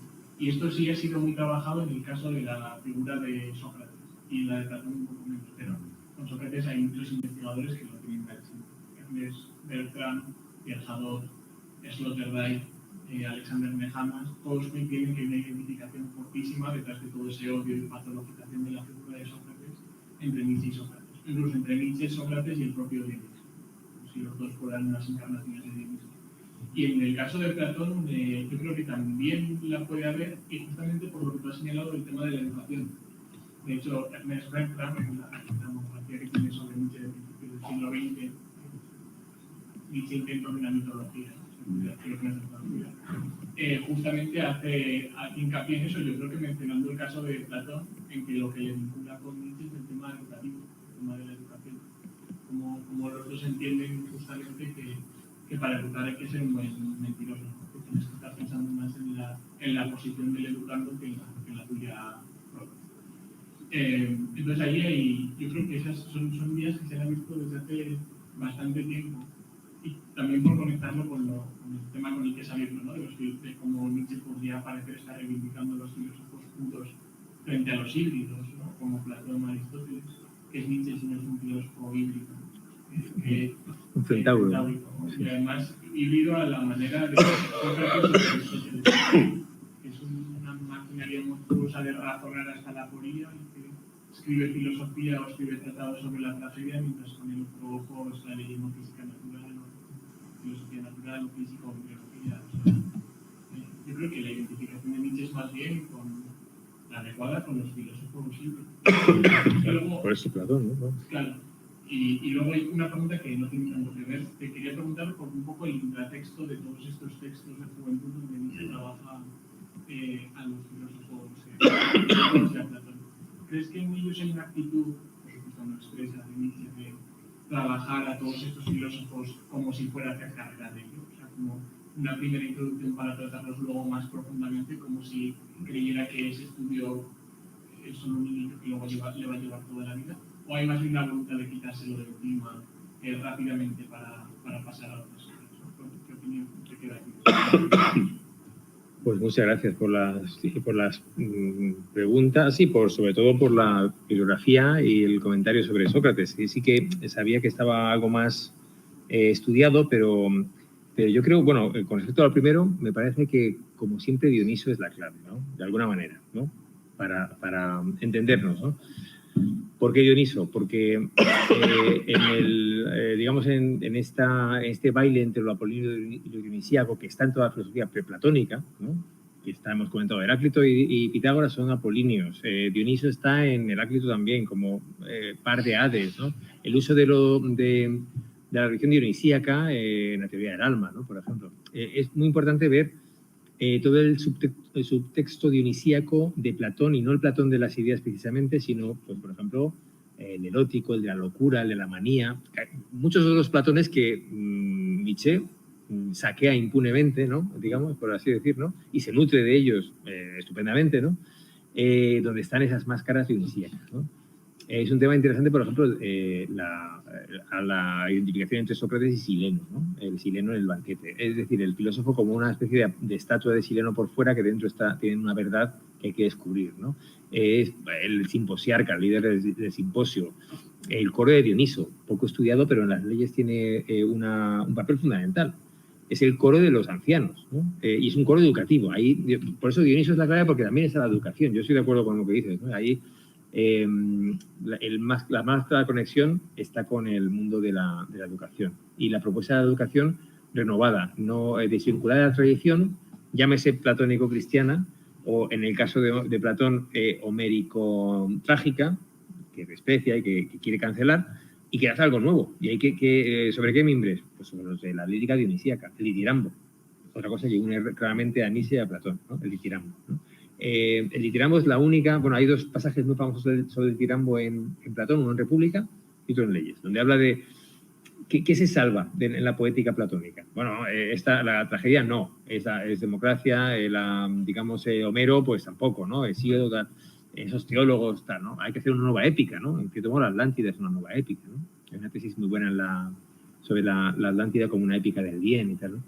Pero, claro, ahí está un poco lo que se salva es la lírica arcaica dionisíaca, es el ditirambo, o no el peán de Apolo, que también va a tener un papel en las manías, ¿no? Las locuras, ¿no? Las 4 locuras, el mundo educativo, pero en la República la censura de las formas, digamos, literarias salva lo puramente lírico, y luego en las leyes se dice, bueno, el ditirambo, ¿no? La pura poesía dionisíaca. Hay 3 coros, el coro supremo, que es el de los ancianos. Bueno, los ancianos nutren el consejo nocturno, nutren las instituciones más, bueno, pues más importantes de la ciudad. Es Dioniso la clave, ¿no? Es Dioniso la clave en la educación. Y el consumo del vino. Eso parece baladí, lo he dicho como de broma, pero las leyes del consumo del vino son muy importantes, ¿no? Porque la embriaguez educativa es muy importante. El saber regular el placer, el saber controlar el placer, tanto como el dolor, ¿no? Que está en el comienzo de las leyes. Entonces yo creo que, de nuevo, la clave quizá para la unión para un estudio sobre Nietzsche y Platón sería Dioniso, de nuevo, ¿no? Y también el papel del mito como educación tenía que apuntar, ¿no? Es decir, toda esa mentira necesaria, mentira, bueno, pues fantástica, que es el mito, ¿no? Que aparece en Platón. De hecho, ¿se puede hacer una lectura de todo Platón a través de los mitos? Yo creo que sí. Yo lo que hago en la clase de Platón es explicar Platón en 7 mitos, ¿no? Vamos de los diálogos antiguos, traducimos los mitos y vamos viéndolos, ¿no? ¿Y qué discurso tiene, ¿no? Esa especie de pura creatividad de Platón, que a veces no son mitos, son alegorías, son símbolos, son metáforas agrícolas, lo que sea, ¿no? O de guerra o de atletismo. Pero ¿qué quiere decirnos el artista filósofo con eso? No el filósofo artista, ¿no? Aquí es puro arte literario, ¿no? Y la otra cosa que me preguntabas, yo creo que en esos apuntes de las lecciones no solo hay la intención de enseñar los textos a los alumnos, ¿no? Hay una precisión, una exactitud muy loable, se investigan las fuentes, etcétera, se explica muy bien, ¿no? Se explica sobre la base de la ciencia filológica del momento, bastante bien, ¿no? Que es muy avanzada, ¿no? Poco yo lo digo en broma muchas veces a los estudiantes en filología clásica que, claro, que todos esos temas los han hecho los alemanes ya, ¿no? En el 19. O sea, cualquier tema que quieras investigar, vete a la Pauli, a las enciclopedias de los filólogos alemanes, porque ya está todo ahí esbozado, ¿no? Realmente hicieron un trabajo magnífico. Pero aparte de eso, yo sí creo que hay una intención de seguir con ellos por una razón, porque hay crítica, hay vuelo propio, hay contestación a las opiniones de la mayoría, por ejemplo. Hay expresiones que no usaría un filólogo clásico de la época, ¿no?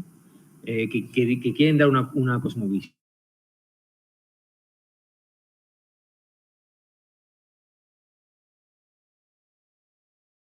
Luego, pues sabemos que Wagner le impulsó hacia las consideraciones intempestivas, que no deja a los griegos ya, que, bueno, se centró, pero ese pozo le ha quedado ahí, esa investigación de los presocráticos o preplatónicos, ¿no?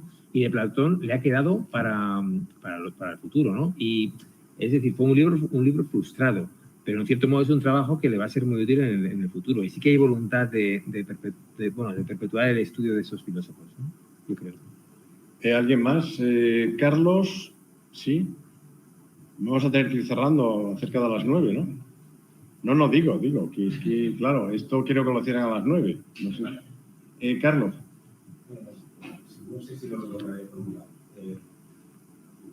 Antes de todo, darle las gracias por las preguntas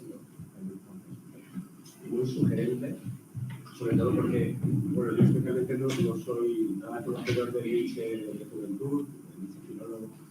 Entonces, claro, lo que voy a preguntar o lo que le voy a comentar tiene que ver con el Nietzsche ya más maduro, ¿no? Entonces, cuando usted ha expuesto esta dicotomía, ¿no? que ve Nietzsche entre los filósofos puros y los híbridos, ¿no? O los mezclados, y es curioso que uno de los mezclados es el mismo Platón, ¿no? Y es curioso también que esta mezcla esté en aquel que en muchas ocasiones se considera uno de los fundadores del nihilismo.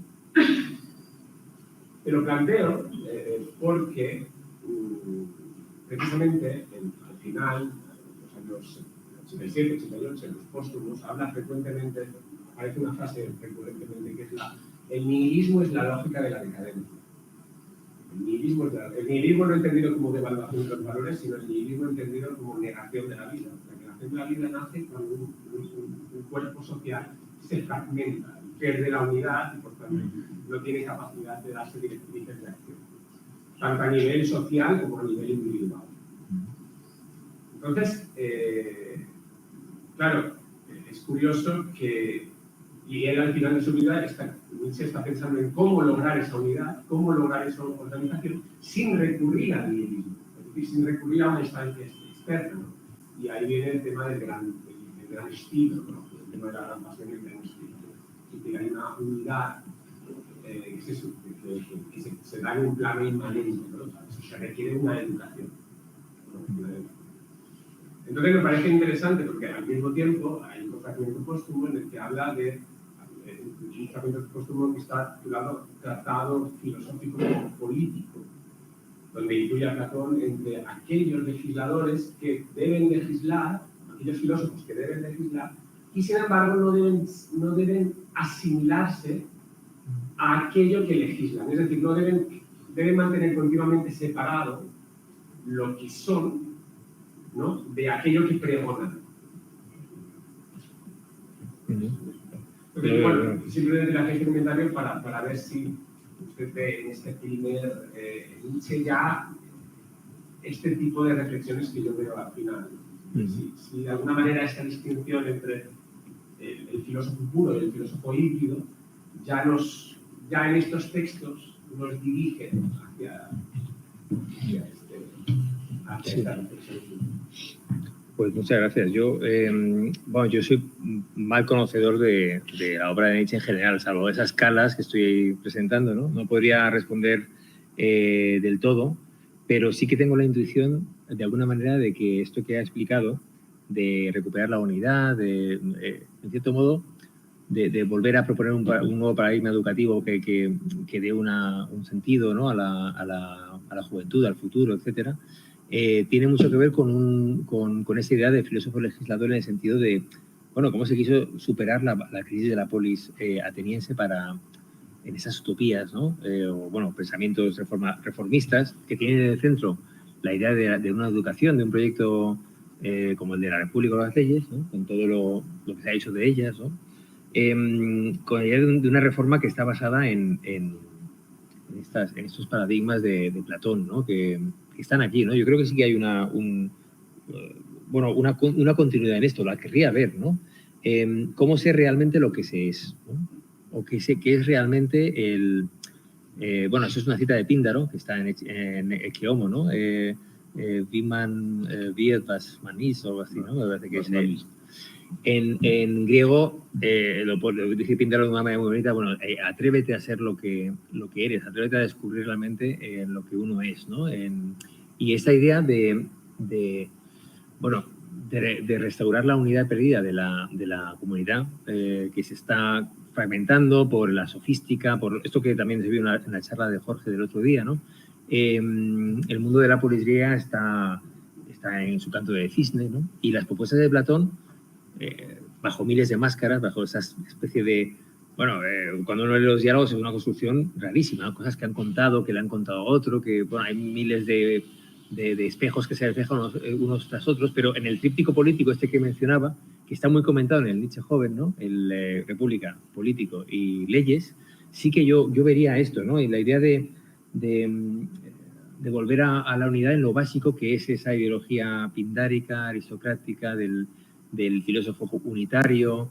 Es el propio Platón, que es un filósofo centaurida también, ¿no? Vuelve en su vejez, con octogenario casi, vamos, a punto de morir cuando redacta las leyes, a ese mundo arcaico de los filósofos presocráticos, ¿no? Y de alguna manera esta ideología de intentar descubrir lo que realmente somos. Bueno, yo creo que ahí también, de ahí bebe el Nietzsche posterior, si no lo veo mal, ¿no?, en esos últimos años. No sé si, claro, lo conozco mal para ser más asertivo, ¿no? Pero yo creo que sí que hay una recuperación de esto, ¿no?, al final, ¿no? Yo diría, ¿no? Pero vamos, ya digo que no me atrevería a afirmarlo, ¿no? Sí, más preguntas. Todavía podemos un par de preguntas, yo creo. Sí. Pero está bien a la luz del libro que leímos de usted,